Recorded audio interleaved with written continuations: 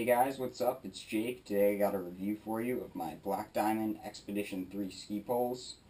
I've been using these poles for several days now on the mountain, and they have quickly become my favorite ski pole that I've ever used. I've used these like all over the mountain. I brought them in park, I shortened them up, and then I brought them out into the woods and then into powder, and they really were able to slash through everything.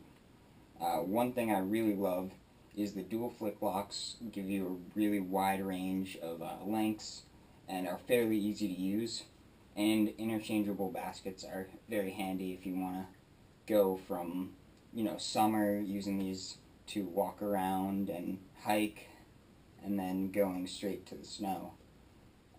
And these are very durable coating. They're powder coated black, and so as you can see, I barely had just scratches on the tip where I've hit rocks and stuff, but other than that, they've really held up well. I like the grips are foam. They don't really mold to your hand, but they're relatively warm when you're skiing, rather than plastic grips that would really freeze your hands off. Some critiques that I have of this pole is that the flick locks have gradually gotten harder to flick and open and close as I've been using them, and ice and snow will get attached to the pole as you're using it, and that makes it hard to change the length.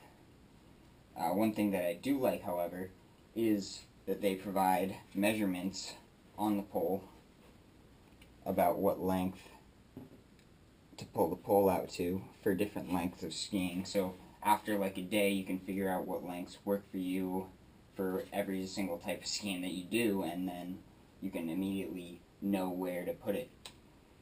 That being said, water does manage to get up into the shorter sections of the pole, and that kind of inhibits the motion of the flick locks going in and out, and shortening and lengthening the pole. The baskets themselves, you get a small walking basket and then a big powder basket. The powder basket, when I was just shredding groomers, it kind of dragged against the ground, but other than that, it was good for pushing.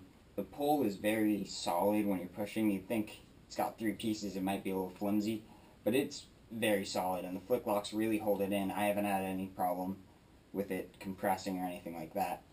On the grips and the straps are nice foam, and they give you a little indicator of which side hand to put it on, and that is very convenient.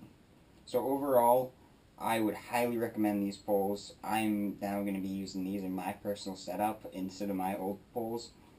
The only problem you might have if you're doing trekking is that they're slightly heavier than normal poles, but I didn't really have any problems with that. I was still able to spin very fast with these when I shortened them up,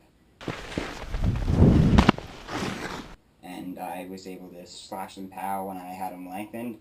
So, I mean, if you got the money and you want something that'll really hit anything, get this pole. See you later, guys.